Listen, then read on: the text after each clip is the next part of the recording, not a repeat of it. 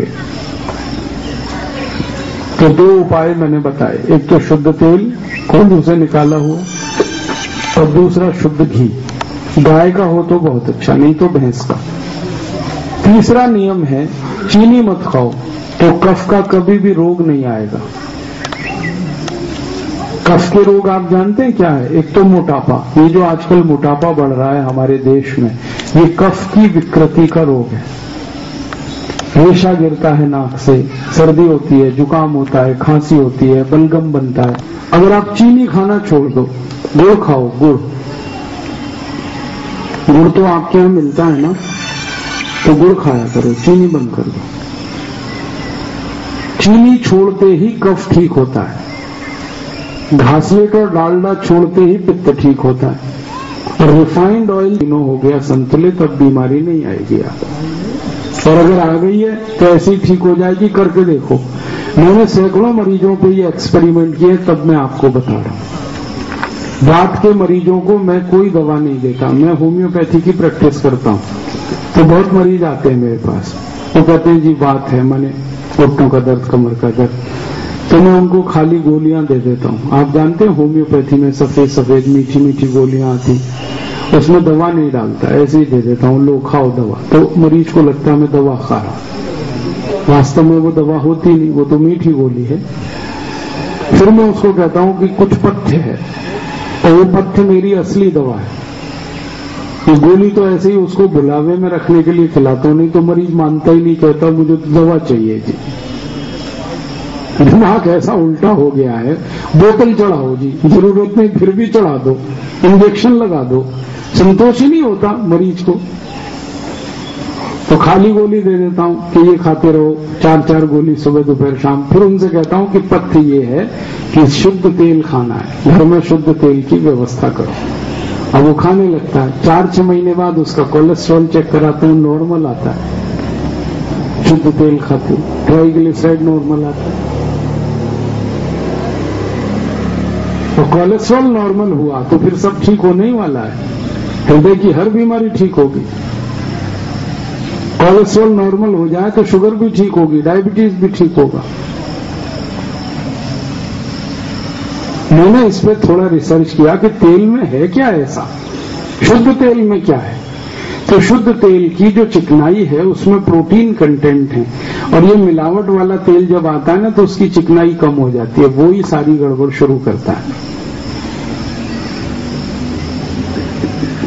सैकड़ों मरीज ठीक हुए हैं मेरे, खाली मैंने उनको तेल शुद्ध करा दिया, उसी में ठीक हो जाए। तब से मैंने ये नियम बना लिया कि सबको बोलूंगा शुद्ध तेल खाओ।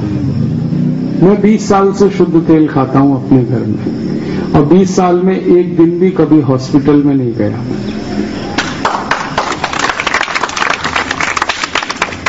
आप भी खाओगे तो आप भी ठीक रहोगे।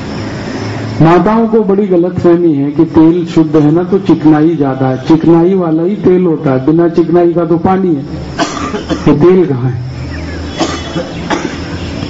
और चिकनाई जो है ना वो सब प्रोटीन है, वो कोई फैट नहीं है, प्रोटीन है वो तेल का, वो बहुत जरूरी है शरीर। वो चिकनाई नहीं होगी तो घुटने नहीं चलेंगे, गर्दन ऐसे भी नहीं होगी, उंगलियां ऐसे नहीं चलेंगी, चिकनाई तो चाहिए। आपके शरीर से सारी चिकनाई अगर निकाल दें ना तो आपका शरीर चूसे हुए आम के जैसा हो जाएगा। चिकनाई तो चाहिए। आपकी आंखों में ये जो चमक होती है, चेहरे पे जो चमक होती है, चेहरा लाल सूख रहता है, ये सब चिकनाई का प्रताप है। आप सुंदर दिखते हैं, ये सब चिकनाई के कारण है। चिकनाई तो चाहिए। कौन सी चिकनाई चाहिए? डालडा वाली नहीं, रिफाइंड ऑयल वाली नहीं चाहिए। तो अच्छा शुद्ध तेल खाते रहो, बहुत अच्छा। शुद्ध घी खाते रहो, तो गुड़ का दूध पियो, गुड़ से लस्सी पियो, गुड़ में दही, दही गुड़ के साथ खाओ तो कफ ठीक हो जाए। बस इतना ही निवेदन है कि जब आप गुड़ खरीदना तो सफेद रंग का मत खरीदना। ये जो सफेद सफेद गुड़ आ रहा है ना, ये सब निरमा वॉशिंग पाउडर से बनता है, बहुत खराब है। तो गुड़ कौन सा लेना? लाल लाल लेना, जो लाल रंग का है, जो गहरे काले रंग का है। देखने में जो गुड़ खराब लगता है ना, खाने में अच्छा है। वो गुड़ ले। और एक गुड़ की शक्कर भी आती है, देखिए आपने गुड़ शक्कर, वो बहुत अच्छी है। मिश्री खा लो, मिश्री आती है, धागे वाली मिश्री आती है ना, वो भी अच्छी। चीनी बंद कर दो, चीनी बंद करते ही सबका मोटापा खत्म हो जाएगा। आप करके देखो। बहुत लोग हैं योग प्राणायाम करते हैं और कहते हैं जी वजन कम नहीं हो रहा हमारा। कहते हैं 4 साल हो गया, 5 साल हो गया, प्राणायाम कर रहे हैं, वजन कम नहीं हो रहा। मैं कहता हूं चीनी छोड़ी कि नहीं? उन्होंने कहा चीनी तो खा रहे हैं। मैंने कहा फिर तो नहीं होगा। चीनी छोड़ोगे तभी वजन कम होगा। योग प्राणायाम करके आप थोड़ा वजन कम करते हो, फिर चीनी खा के उतना ही बढ़ जाता है, तो वैसे का वैसे ही चलता रहता है खेल। चीनी छोड़ दो, सब वजन कम कर देगी आप। और गुड़ 1 ग्राम भी वजन नहीं बढ़ाता। देखो क्या भगवान की लीला है। गुड़ से 1 ग्राम वजन नहीं बढ़ता और चीनी बहुत खराब। मैं गुड़ और चीनी का अंतर बताना चाहता हूं आपको, सरल भाषा में, सरल तरीके से आपके समझ में आए। आप खाना खाओ और पीछे से थोड़ा गुड़ खाओ, तो आपने जितना खाना खाया ये गुड़ आपके खाने को 4 घंटे में हजम कर देगा। थोड़ा सा गुड़, लेकिन गुड़ खा लो तो 2 घंटे पहले ही हजम हो जाता है। गुड़ इतने अच्छे से खाने को पचाता है। अब इसका उल्टा है, आप खाना खाओ और 1 चम्मच चीनी खा लो, तो ये 1 चम्मच चीनी पूरे खाने को 8 घंटे हजम नहीं होने देगी। और इस 1 चम्मच चीनी को हजम करने में पूरा खाना खत्म हो जाएगा। खाने की जितनी एनर्जी है ना, वो 1 चम्मच चीनी को पचाने में खर्च हो जाती है। इतनी खतरनाक है चीनी। अब वैसे भी बहुत महंगी हो गई है आजकल चीनी, क्यों दिमाग खराब करें अपना चीनी खा के। निकालो घर में से इस चीनी को, गुड़ ले आओ, सस्ता है, क्वालिटी में बहुत अच्छा है। हाँ जी, गुड़ महंगा है? अरे नहीं, ये तो आप ऐसी बात कह रहे हो। सारे देश में मैं घूमता हूँ, गुड़ है 15 से 18 रुपए किलो, खांड है 40 रुपए किलो। 40 आपके यहाँ गुड़ 40 है? तो भी मैं आपसे, शायद इसलिए कि यहाँ गन्ना कम होता है। हाँ ये बात है कि यहाँ गन्ना कम होता है। चलो ठीक है, फिर भी 40 रुपए किलो का गुड़ ही आपके लिए अच्छा है चीनी की तुलना में। चीनी तो सफेद जहर है, व्हाइट पॉइजन। तो ये 3 बड़े काम कर लो अपने घर में, और 1-2 छोटे छोटे काम कर सको तो बहुत अच्छा है। एक काम ये करना कि कभी भी खाना खाने के बाद पानी मत पीना 1 घंटे तक, तो जिंदगी भर वात पित्त कफ ठीक रहेगा। खाना खाते ही पानी मत पीना। आप बोलोगे जी क्यों नहीं पीना? इसलिए नहीं पीना कि जब आप खाना खाते हो ना, तो पेट में खाना सब इकट्ठा हुआ, तो पेट में आग जलती है खाने को पचाने के लिए। उसको कहते हैं जठर अग्नि, जठराग्नि। ये पेट में है, अग्नि है, आग है, खाना खाते ही जल जाती है। अब जब खाना खा लिया, आग जल गई, उसी समय आप घटाघट पानी पीते हो तो आग सब शांत हो जाती है। फिर खाना हजम नहीं होता, फिर खाना पड़ा पड़ा सड़ता है, उसमें से विष पैदा होता है और उस विष में से 103 बीमारियां आती हैं। इसलिए खाने के बाद पानी मत पीना कभी, 1 घंटे बाद पीना। तो आप बोलोगे प्यास लगे तो क्या पीना? अगर खाने के बाद प्यास लगे तो लस्सी पियो, या खाने के बाद प्यास लगे तो दूध पियो, पानी 1 घंटे बाद।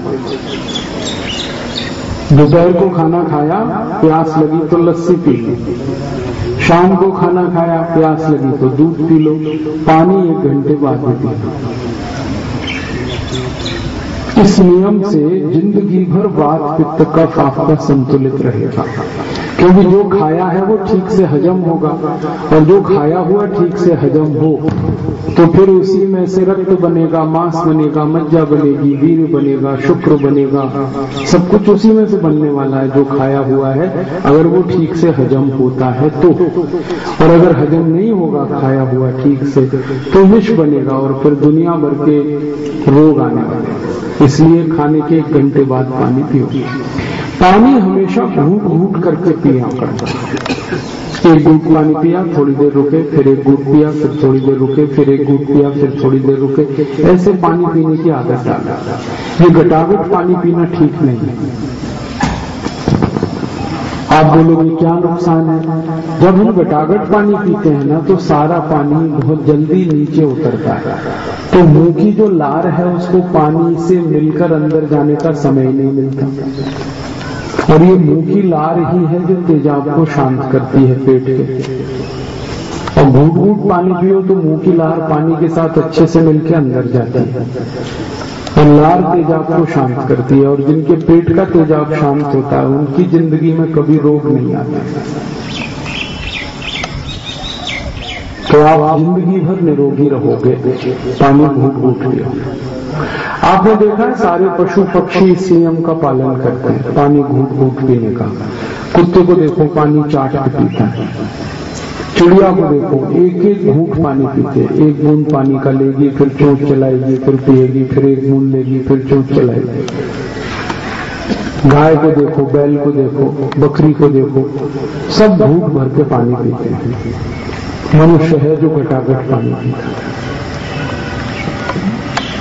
मैंने आज तक किसी चिड़िया को ओवरवेट नहीं देखा, किसी पक्षी की तौन बाहर नहीं निकलती, पेट नहीं निकलता। ये सारी खुराफात आदमी के ही साथ। ये मनुष्य सोचता तो है कि मैं बहुत होशियार हूं, लेकिन है मूर्ख। होशियार तो पशु पक्षी जो इस नियम का पालन करते हैं। आप पशु पक्षियों को देखो, खाने के साथ कभी पानी नहीं पीते, पिला के देखो। गाय खाना खाएगी, उसके सामने पानी रख देना, वो देखेगी भी नहीं पानी। खूब अच्छे से खाना खाएगी, 2-3 घंटे बैठकर जुगाली करेगी, फिर पानी पिएगी। भैंस को देख लो, कुत्ते के हाथ में क्या तकलीफ है। ये 2 नियम कोई भी पालन करे, खाने के 1 घंटे बाद पानी, और पानी घूंट घूंट, जिंदगी भर निरोगी रहेगा, कभी कोई तकलीफ नहीं। और एक तीसरा नियम है, सवेरे जब आप सोकर उठो तो सबसे पहले पानी पिया करो। दांत नहीं साफ करना, कुल्ला नहीं करना, मंजन नहीं करना, पहले पानी पीना, उठते ही पानी पीना, बासी मुंह पानी पीना। क्यों? रात भर की जो लार मुंह में जमा है ना, उठते ही पानी पियोगे सब अंदर जाएगी, और सवेरे तेजाब बहुत बनता है पेट में, तो लार पेट में गई तो तेजाब शांत हुआ। और एक फायदा है, सुबह उठते ही पानी पियो तो पेट बहुत साफ होता है, सारा मल कचरा बाहर निकल जाता है। और जिनका सवेरे एक बार पेट साफ हो जाए ना, जिंदगी भर वो निरोगी रहते हैं। और एक आखिरी नियम याद रखना, ठंडा पानी कभी मत पीना। फ्रिज का पानी, बर्फ डाला हुआ पानी, ये जहर है, कभी मत पीना। ये ठंडा पानी पीते ही पता बहुत बड़ी तकलीफ होती है पेट में। क्या होता है, पेट तो गर्म है, पानी ठंडा है, तो गर्म पेट में आपने ठंडा पानी डाल दिया, अब पेट इस पानी को गर्म करता है, नहीं तो पानी पेट को ठंडा कर देगा। और पेट ठंडा हुआ तो हृदय ठंडा, हृदय ठंडा मस्तिष्क ठंडा, मस्तिष्क ठंडा आप भी ठंडे, आप ठंडे तो राम नाम सत्य। जैसे ही आप ठंडे होंगे ना, घर से निकाल के बाहर रख देंगे सड़क पे, आपको घर में नहीं रहने देंगे।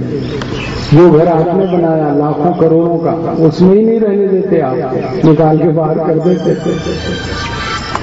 और जब तक शरीर गर्म होता है ना, लिपट चिपट के रोते हैं, और जैसे ही शरीर ठंडा हुआ दूर से ही प्रणाम करते हैं, छूते भी नहीं फिर उस शरीर।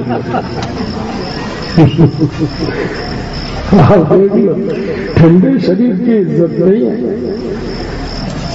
शरीर ठंडा होते ही बेइज्जती शुरू हो जाती है, और फिर चिल्लाना और शुरू करते हैं, जल्दी लेके जाओ, जल्दी लेके जाओ, जल्दी लेके जाओ, पता नहीं क्या आफत आ रही है। अरे रहने दो भाई, 2-4 दिन उसको घर में, उसी का घर है, उसी ने बनाया था, लेकिन 24 घंटे भी नहीं रहने देते घर में। तो आप सोचो, ठंडे शरीर की इज्जत नहीं तो पानी क्यों पी रहे हो ठंडा, मत पियो।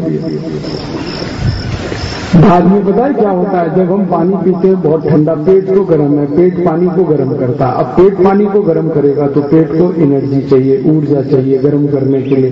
तो सारे शरीर में जो खून है ना, वो पानी को गर्म करने के लिए पेट में आता है, क्योंकि खून ही गर्म है और तो कुछ है नहीं गर्म शरीर में। तो खून गर्म करेगा पानी को, तो सारा खून पेट में आएगा।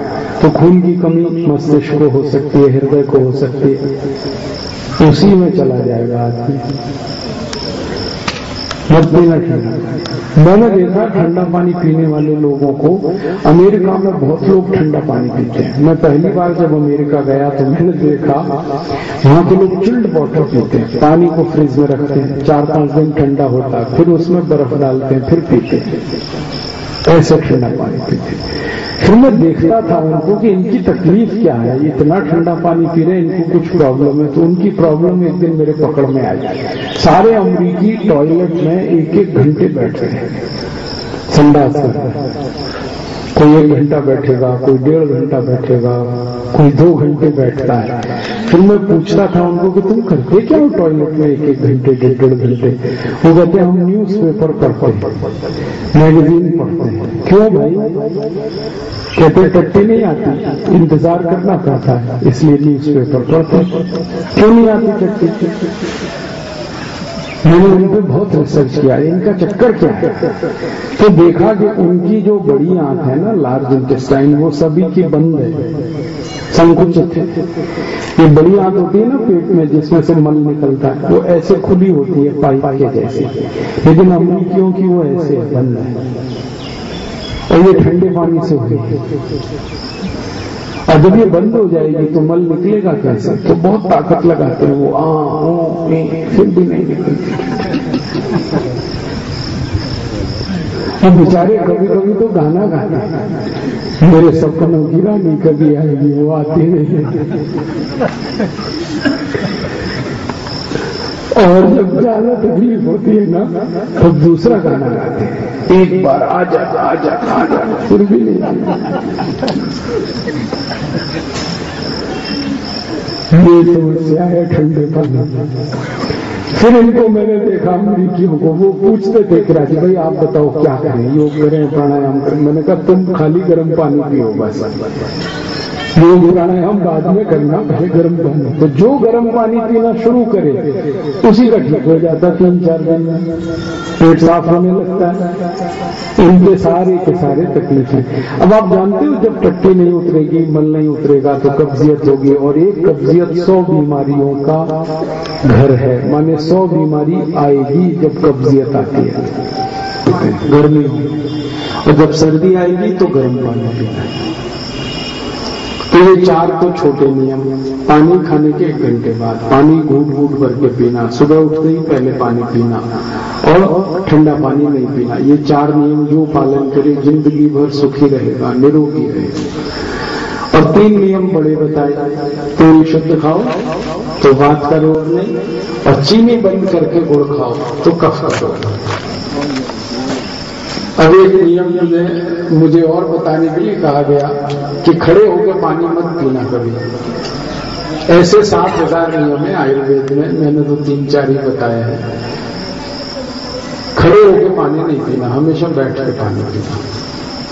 खड़े होकर पानी पीने का दुष्परिणाम बहुत है, क्योंकि खड़े होकर पानी जो जाता है ना शरीर में, तो ये ग्रेविटी है ना, भूमि का गुरुत्वाकर्षण बल, वो पानी को चूंकि तेजी से नीचे खींचता है, तो पानी जो है जाना चाहिए पूरे शरीर में, वो नीचे चला जाता है सीधे मूत्र पिंड। और पानी तो बहुत बड़ी दवा है, औषधि है। तो शरीर के बाकी अंगों को ना मिलके सीधे मूत्र पिंड में गया तो गड़बड़। तो शरीर के सब अंगों में जाना चाहिए, फिर अंत में मूत्र पिंड में आना चाहिए।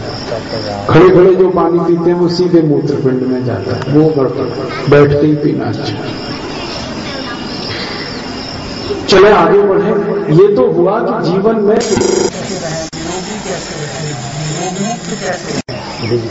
इसका सबसे आसान तरीका।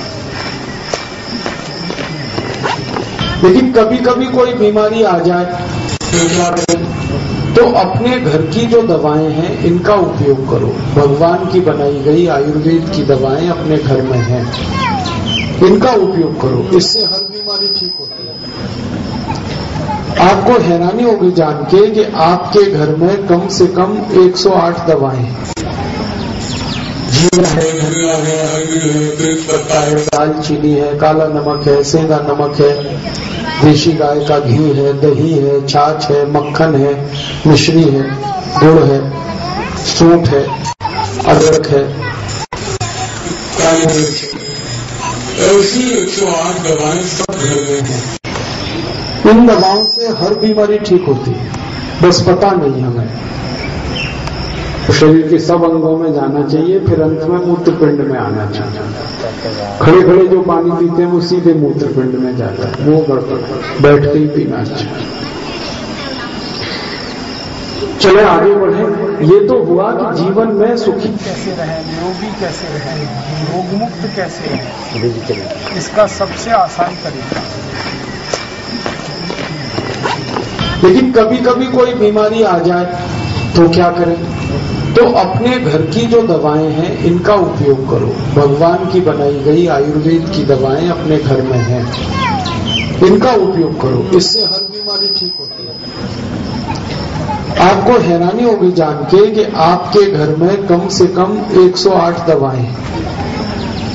जीरा है, धनिया है, हल्दी है, तेजपत्ता है, दालचीनी है, काला नमक है, सेंधा नमक है, देशी गाय का घी है, दही है, छाछ है, मक्खन है, मिश्री है, गुड़ है, सूंठ है, अदरक है, काली मिर्च है। ऐसी 108 दवाएं सब घर में हैं। इन दवाओं से हर बीमारी ठीक होती है, बस पता नहीं हमें। आपके घर में कोई भी बीमारी आए तो अपने घर की दवाएं इस्तेमाल करो, बहुत अच्छी। एक तो साइड इफेक्ट नहीं इन दवाओं का, दूसरा ज्यादा खर्चा नहीं होता और भगवान की बनाई हुई है, आदमी का इसमें कोई हिस्सा नहीं। और इन दवाओं की सबसे आसानी से उपलब्धता है हर घर में।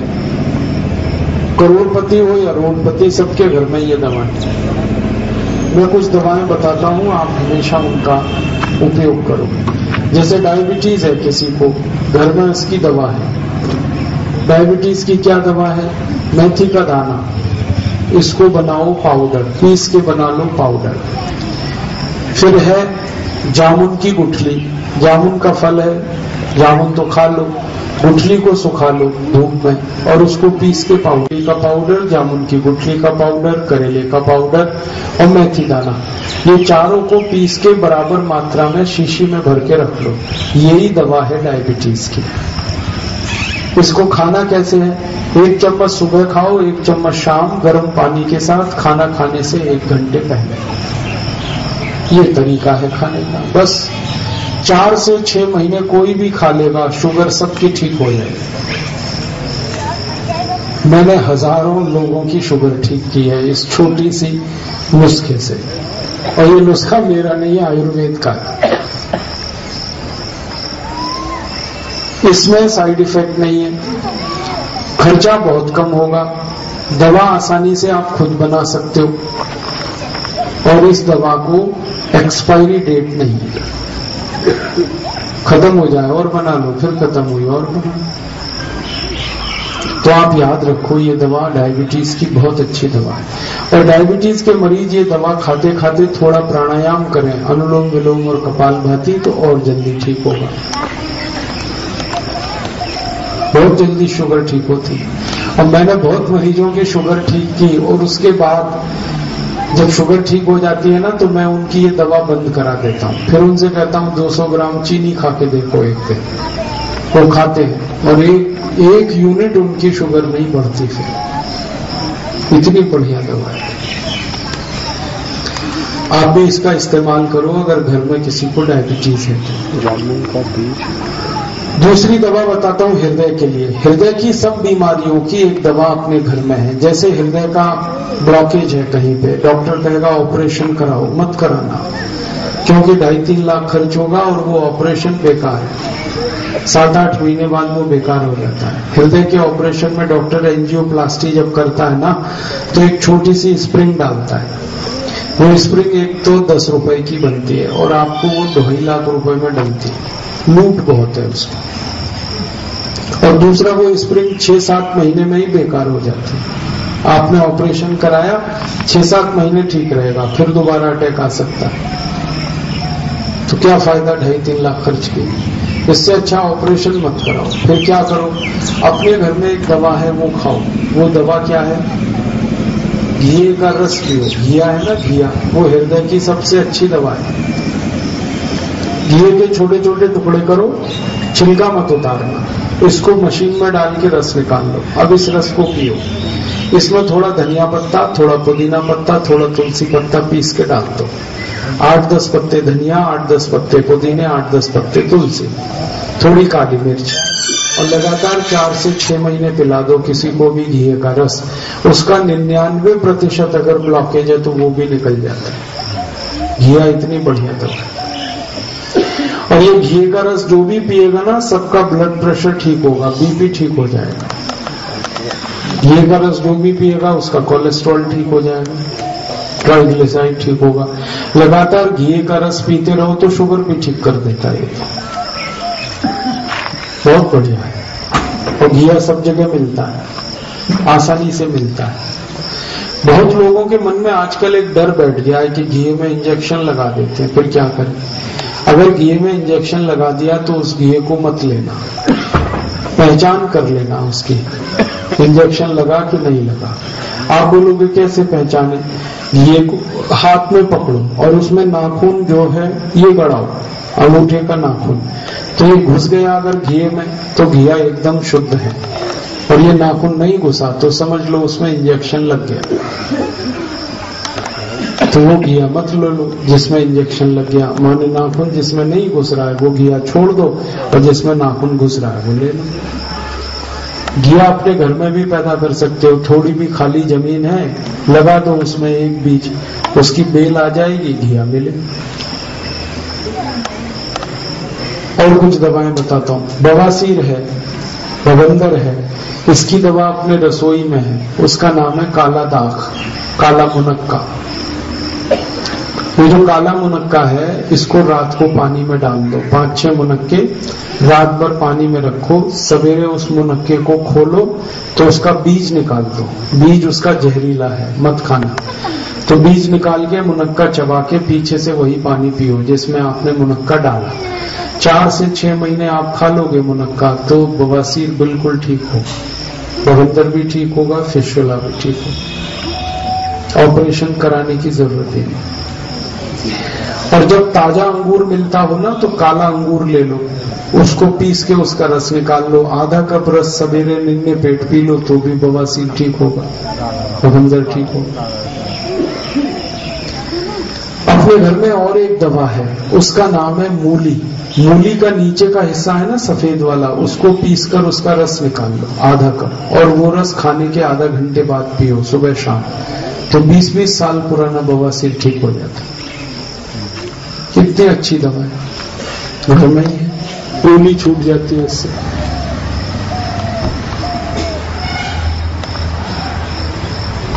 किसी की नाक हमेशा बंद रहती है, उसको ये गाय का घी डाल दो, नाक खुल जाएगी।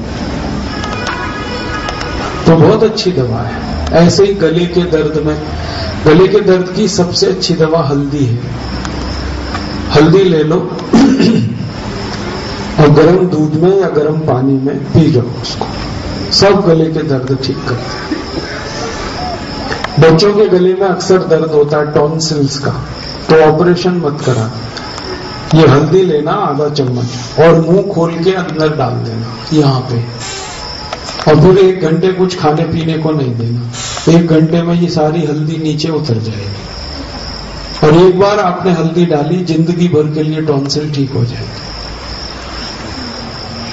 ऐसे ही गले में आवाज बैठ जाए, खारिश हो जाए, तो 2 ले लो काली मिर्च, चूसो, बहुत अच्छे से आवाज खुलेगी।